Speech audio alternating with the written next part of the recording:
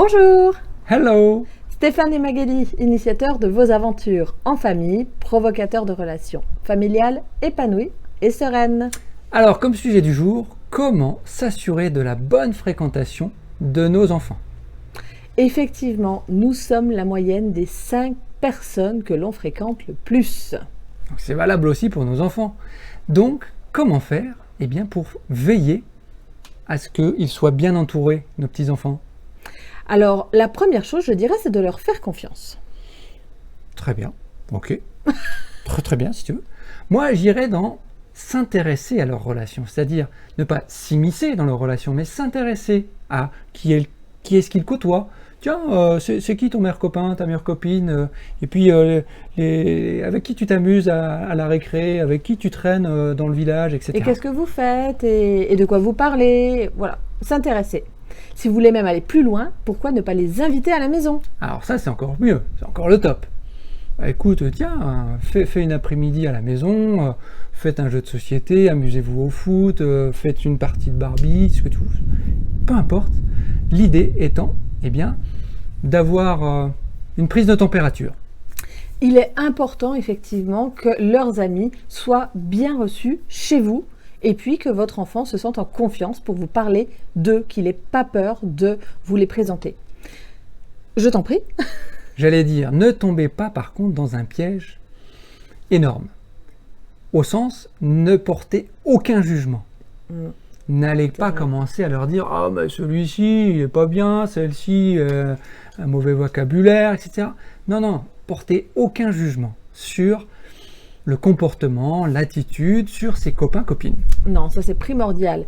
Par contre, on vous invite à ouvrir la discussion. N'hésitez pas à communiquer avec vos enfants sur ce qu'il fait avec ses amis.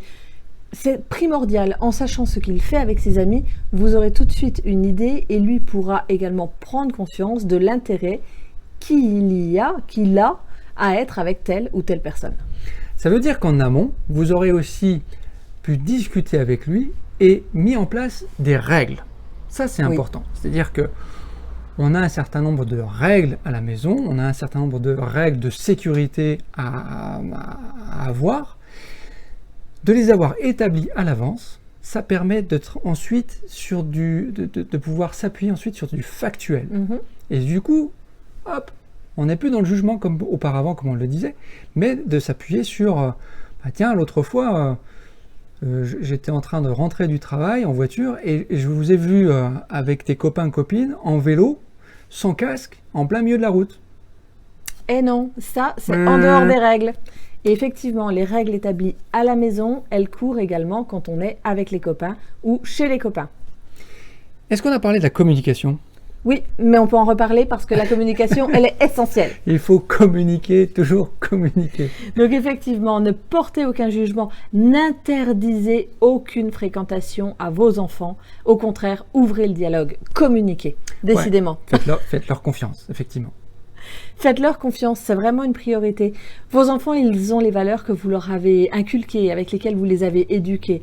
Ils iront se tourner vers des personnes qui partageront ces mêmes valeurs. Ils vont créer un groupe, parce que c'est important, ça fait partie d'un besoin d'appartenance.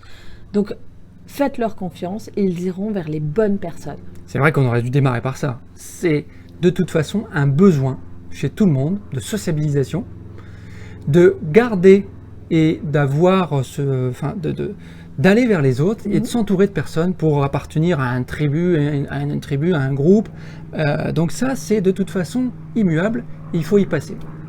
Et vous, parents, quelles sont vos 5 fréquentations ? Est-ce que vous avez des personnes vers qui vous vous tournez plus pour, je sais pas, vous accompagner à vous lancer des défis, vous aider à atteindre vos objectifs ? Racontez-nous tout ça dans les commentaires. N'hésitez pas à vous abonner à notre chaîne YouTube.